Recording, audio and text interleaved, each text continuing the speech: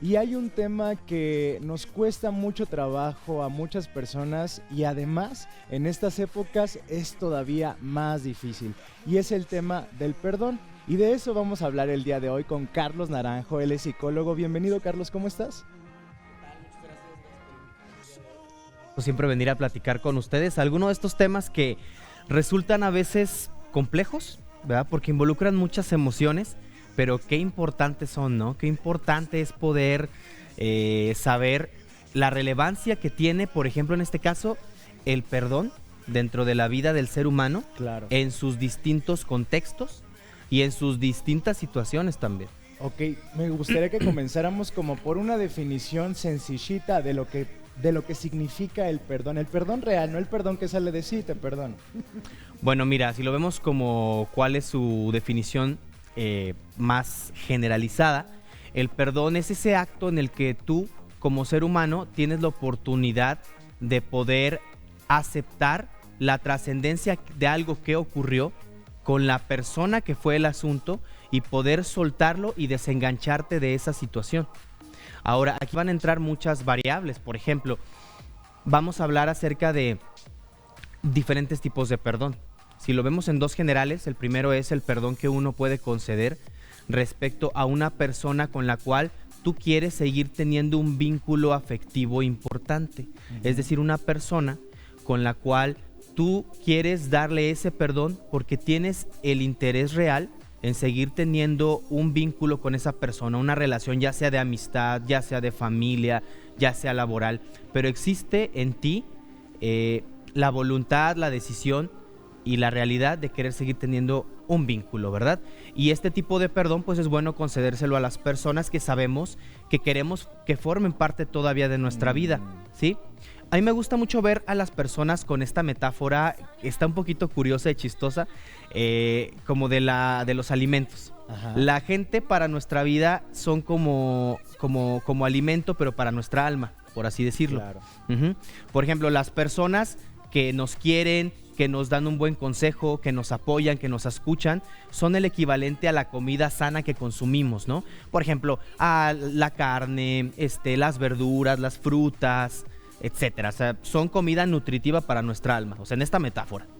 Ahora, la gente que a lo mejor pues no es como tan nutritiva para tu vida, que a lo mejor son como pues con los que cotorreas un rato, te la pasas bien, los conoces, no han influido tanto en tu vida, pero son gente que te agrada, son como comida un poquito más como golosinas, ¿no? Claro, como chatarra, ¿no? Como chatarra, así como algo que está rico, unas palomitas, unas papitas, unos pero chocolates, que no te hace bien. pero no te nutren, ¿no? Sí. Entonces está bien también tenerlos en tu vida, pero darles el lugar que tienen, que es un lugar de, bueno, sí me gusta convivir contigo, pero no te doy un lugar más allá porque no nutres mi vida. Claro. Pero sí me gusta estar contigo de cierta forma.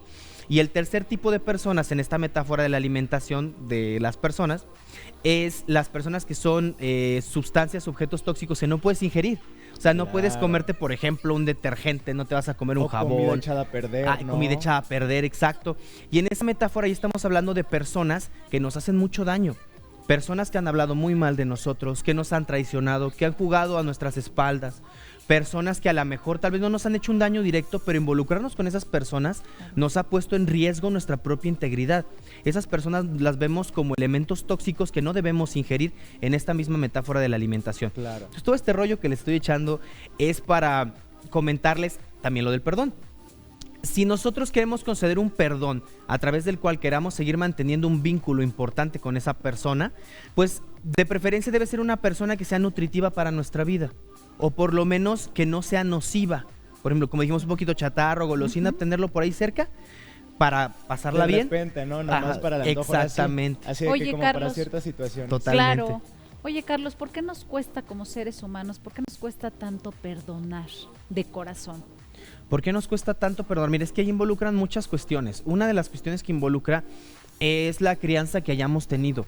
Si fuimos criados en un hogar donde nos enseñaron a saber perdonar, donde nos enseñaron a saber aceptar también nuestros propios errores, porque también a veces a la gente se le dificulta perdonar porque no acepta su propio involucramiento en el error que se cometió. Claro. Entonces depende mucho de la crianza que hayamos tenido. la forma que sepamos de aceptar nuestros errores Desde y ahí. poder pedir una disculpa. ¿Qué otros factores hay? Pues también el tipo de daño que hayamos recibido de la otra persona. No es lo mismo que nos enojemos con un amigo, por ejemplo, porque nos dejó plantados un día en una fiesta a la que íbamos a ir, a que nos enojemos porque, voy a decir una cosa muy exagerada, porque se haya metido con nuestra novia, ¿sabes? O sea, claro, sí. no es el Eso mismo no tipo. pasa. No pasa casi, ¿verdad? No, Casi no y sucede. en México menos. Y menos, ¿va? Entonces también eso, el acto, eso también tiene mucho que ver. Claro. Sí. Y que tiene que ver también el proceso emocional que tú hayas pasado para poder sanar heridas que traigas cargando. Ahora, vamos a hablar, si les parece bien, del siguiente tipo de perdón, que es hacia las personas con las que no queremos seguir manteniendo un vínculo o mantener un vínculo un poco más alejado. Entonces dirías, ¿por qué quisiera yo perdonar a alguien con quien ya no quiero mantener un vínculo? Imaginemos una pareja que nos hizo mucho daño, que nos violentó de diferentes formas. O imaginemos un jefe abusivo que nos explotó. Imaginemos incluso algún familiar que tuvo alguna conducta muy terrible con nosotros, incluso un abuso o algo por el estilo. Ahí no es que el perdón tú lo concedas porque quieras seguir manteniendo vivo un vínculo, sino más bien el perdón lo concedes con la función de tú poder soltar, tú poder desprenderte de ese vínculo nocivo que tienes con la otra persona. Les voy a decir una cosa.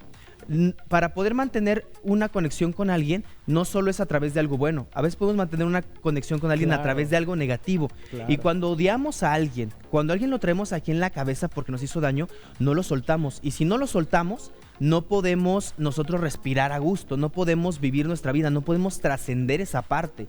Entonces, aquí lo que aplica en este tipo de perdón es lo que yo luego veo con los pacientes.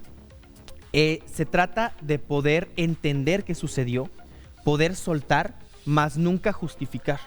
Porque luego también me he tocado con pacientes que como el acto que sufrieron, que les dolió mucho parte de la otra persona, es de alguien muy cercano, en algún caso hasta de un familiar, les cuesta mucho trabajo aceptar que estuvo mal. Y les cuesta mucho trabajo y se la pasan justificando. No, pues es que... A lo mejor yo lo provoqué. Ajá, o a lo mejor pasó esto y dices, a ver, no, o sea, tienes que aprender que no puedes justificar. Puedes entender por qué pasó tal vez, decir, bueno, tal vez es la historia personal de la otra persona que lo llevó a ser una persona tan dañina, lo entiendo, pero no tengo por qué justificarlo. Claro. Y si yo te otorgo ese perdón, va a ser porque yo quiero poder desengancharme de esa persona por fin.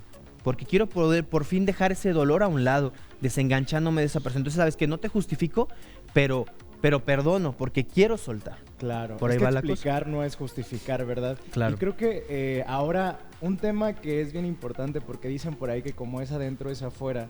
¿Qué pasa con el perdón que podemos otorgarnos a nosotros mismos por algo que hayamos cometido en el pasado o por algo que seamos? Sé que es un proceso largo y a lo mejor implica mucho tiempo y muchas variantes, pero ¿qué tipo de consejos podrías darle a las personas que tienen ahí una culpa que no los deja hasta el día de hoy y que traen arrastrando por años, incluso a veces la vida entera? Bueno, y lo que yo les recomiendo es primero que no lo normalicen. No normalicen el hecho de vivir así. No normalicen el hecho de vivir con dolor, de vivir con culpa, de vivir con remordimiento, de vivir con resentimiento. Dense cuenta que allá hay un problema, eso es lo primero. Después de que te das cuenta que efectivamente hay un problema, lo siguiente que tienes que hacer es empezar a buscar un medio para poder procesarlo. Por ejemplo, una terapia psicológica es un muy buen medio. Por ejemplo, leer al respecto del tema es un buen medio. Ir a alguna capacitación, a algún curso. El hecho de que tú tengas la oportunidad de capacitarte en cómo poder afrontar tus situaciones, eso es esencial y eso es muy importante también. Claro. Oye, ¿y qué pasa con esa frase de perdono pero no olvido? ¿Qué tan bueno, qué tan malo? ¿Está bien hacerlo, Depende no hacerlo? de qué forma lo plantees. Si tú dices, a ver, perdono pero no olvido, pero lo dices como no olvido, como te voy a seguir perdono. teniendo resentimiento, Sí, ya sé. entonces no es muy útil, porque justamente el resentimiento es una conexión con lo que sucedió. Entonces no lo estás soltando. Pero si es un perdono pero no olvido, como una forma de decir, ya aprendí de lo que pasó, ya sé en qué debo confiar, en qué no debo confiar, ya sé qué es lo que no debo prestarme a que suceda, ya sé qué es lo que debo poner los límites necesarios al respecto, entonces sí es buena la frase. O sea, perdono, pero recuerdo la evidencia de lo que sucedió y qué influencia tuvo en mi vida para poder ser una persona que evolucione después de lo que sucedió también. Claro. Exacto. Oye, y poniéndonos un poquito egoístas, o bueno, no egoístas, pero volviendo a nosotros mismos, ¿qué daños, tanto mentales o psicológicos como físicos, nos puede hacer guardar resentimiento o guardar coraje o odio hacia otras personas en nuestra vida? Pues nos puede hacer mucho daño y de hecho lo estás diciendo muy acertadamente. El daño no solamente es muchas veces emocional, el daño también puede ser físico. O sea, hay muchas enfermedades relacionadas con prácticamente los rencores y resentimientos guardados. Cosas que van desde problemas gastrointestinales, migrañas.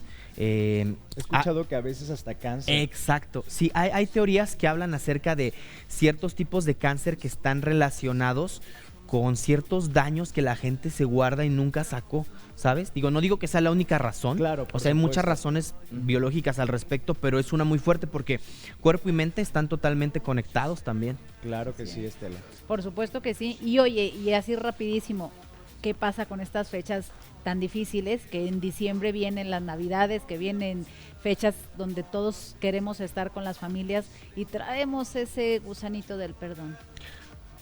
Bueno, miren, creo que aquí es muy importante, como quien dice, no tenemos que esperar a que sea una fecha relevante para hacer algo. Sí, es como dicen, es que no hay que esperar a que sea 14 de febrero para mostrar nuestro amor, por ejemplo. Cierto, no hay que esperar a que sea Navidad para mostrar nuestro cariño y cercanía y nuestro perdón. Pero si es el momento y es el contexto perfecto para ello, hay que intentarlo, ¿no? Y hay que diferenciar qué tipos de perdones hay, ¿no? Les digo, si realmente te importa la persona a la que quieres perdonar y quieres mantener ese vínculo bonito, inténtalo, ¿sí? Pon de tu parte, claro, poniendo tus límites, ¿no? Y dejando muy claro, pero pon de tu parte para ello. Y si es una persona que es indeseable en tu vida, pues hazlo, pero por tu propia liberación de ese vínculo negativo que te puede estar costando emocional y hasta físicamente bastante. Claro. Exacto. Oye, Carlos, y creo que bueno, ya nos dijiste que una parte importantísima también es asistir a terapia. ¿Cómo podemos acercarnos contigo para sacar una cita? Y creo que es el mejor regalo que podemos darnos también a nosotros mismos, arreglar nuestros asuntos pues psicológicos. Una gran inversión. Totalmente. Pues sí, nuestra salud mental. Bueno, miren, pues pueden mandarme un mensaje por WhatsApp o marcar al siguiente número, es 4442-0030-78, repito, 4442-0030-78. Tenemos consulta en terapia individual, de pareja y terapia familiar para diferentes edades también. Con todo gusto estamos para servirles. Excelente, pues muchísimas gracias por esta información, Carlos. Y bueno, recuerden que perdonen por y para ustedes mismos, quienes serán la única persona que esté desde el inicio hasta el final de su vida.